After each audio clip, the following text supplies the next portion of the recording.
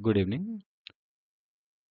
आज के इस लेक्चर में हम लोग मैट्रिक्स का एक्सरसाइज 3.1 का क्वेश्चन नंबर 2 करने जा रहे हैं। इससे पहले हम लोग 3.1 का एक्सरसाइज का फर्स्ट क्वेश्चन कर चुके हैं। ठीक है, तो चलिए, क्वेश्चन सिंपल है, सॉल्व करते हैं। क्या है?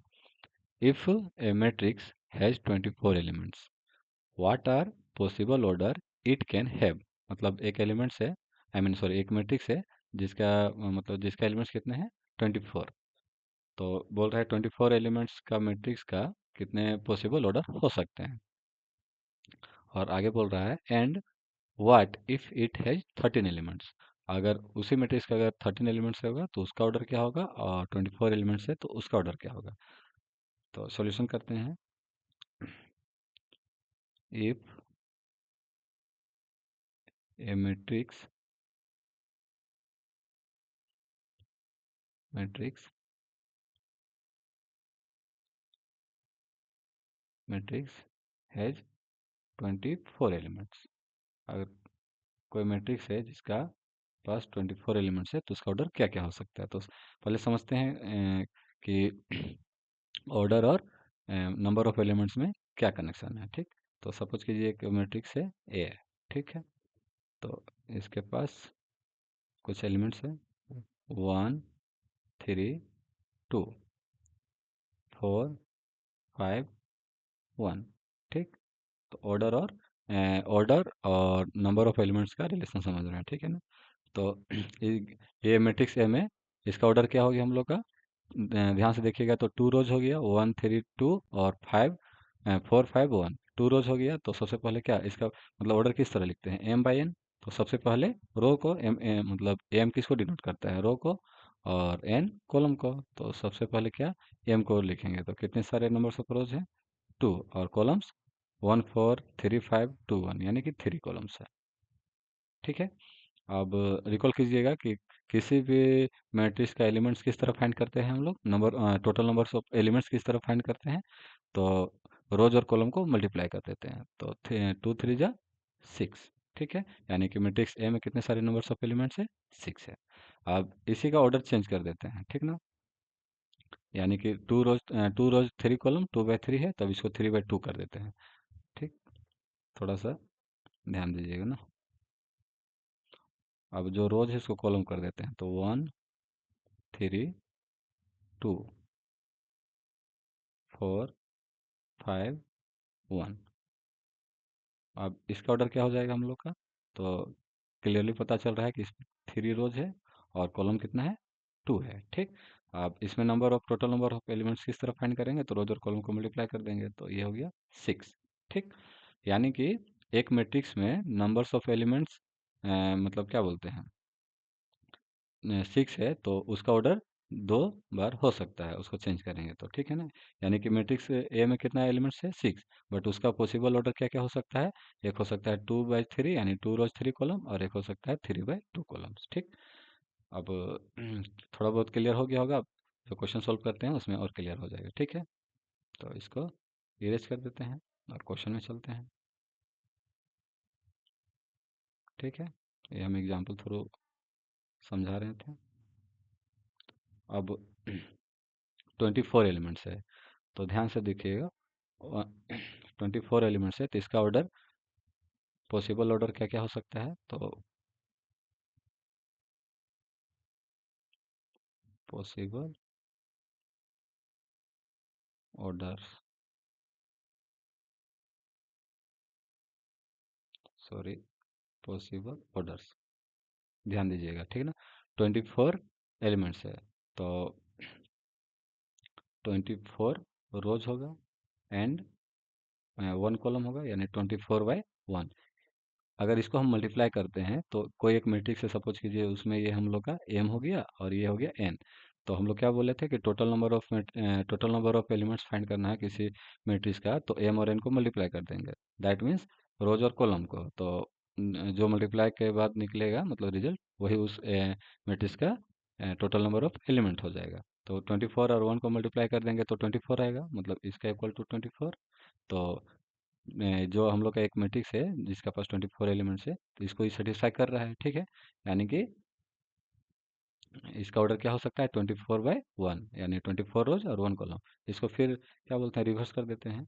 तो 1 रो होगा और 24 कॉलम, और इसको मल्टीप्लाई करेंगे तो फिर 24 आएगा। ठीक है, आई होप समझ में आ रहा होगा। ठीक है, अब नेक्स्ट है, यानी कि 24 ऐसा दो मतलब दो नंबर्स को लेंगे, दैट मीन्स एम और एन को, जिसको मल्टीप्लाई करने पे हम लोग का 24 आना चाहिए। ठीक है ना। तो अब क्या होगा हम लोग का, 6 × 4, यानी कि 6 रोज 4 कॉलम। अब इसको मल्टीप्लाई कर देंगे तो 24 एलिमेंट्स निकल जाएगा, तो ये भी सेटिस्फाई कर रहा है। अब इसको रिवर्स कर देंगे तो 4/6। अब क्या होगा हम लोग का, नेक्स्ट क्या हो सकता है पॉसिबल, 12 × 2, यानी अब इसको मल्टीप्लाई करेंगे, सॉरी ये हम लोग का इसको मल्टीप्लाई करेंगे 24 × 2, आई मीन 12 × 2, तो ये इसका रिजल्ट क्या हो जाएगा, 24। और इस मतलब मैट्रिक्स का एलिमेंट्स भी 24 है, तो ये सेटिस्फाई कर रहा है। ठीक है ना। थोड़ा ध्यान से देखिएगा, समझ में आ जाएगा। ठीक है, अब इसको रिवर्स कर देते हैं, दैट मीन्स 12 रोज और 2 कॉलम्स था, अब इसको कर देते हैं 2 रोज 12 कॉलम्स। ठीक है, नेक्स्ट क्या हो सकता है पॉसिबल, 8 × 3, 8 × 3 इसको मल्टीप्लाई करेंगे तो हम लोग का आ जाएगा 24। ठीक है ना। तो 8/3 यानी 8 रोज 3 कॉलम्स। अब इसको फिर रिवर्स कर देते हैं, 3 रोज 8 कॉलम्स। ठीक है, और कुछ हो सकता है, 1 2 3 4 5 6 7 8, और किसी का मल्टीप्लाई जिससे 24 आ सकता है तो नहीं, यही। तो हम लोग का पॉसिबल ऑर्डर क्या क्या हो सकता है, 24 × 1, 1 × 24, 6 × 4, 4 मतलब ऑर्डर वाइज हम लोग इसको मतलब एडिट करेंगे तो 24/1, 1/24, 6/4, 4/6, 12/2, इसी तरह हम लोग का ऑर्डर, पॉसिबल ऑर्डर हो सकता है। जिस मतलब किसका, एक मैट्रिक्स का जिसका नंबर ऑफ टोटल मतलब टोटल नंबर ऑफ एलिमेंट्स कितना है, 24 है। ठीक है, तो ये हम लोग का पॉसिबल ऑर्डर हो सकते हैं। तो अगर काउंट किया जाए तो हम लोग का 8 है। ठीक ना। इफ इट हैज, अब नेक्स्ट क्या है, 13 एलिमेंट्स। ठीक है ना। If a matrix, A matrix has, sorry 24 लग कर लिए, 13 एलिमेंट्स, तो इसके पॉसिबल ऑर्डर्स क्या हो सकते हैं। ठीक,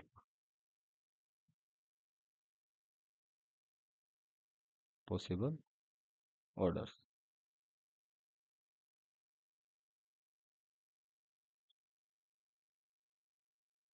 पॉसिबल ऑर्डर्स, तो 13 एलिमेंट्स है, तो ध्यान रहे इसका मतलब दो ही हो सकता है, पहले बता देते हैं ना।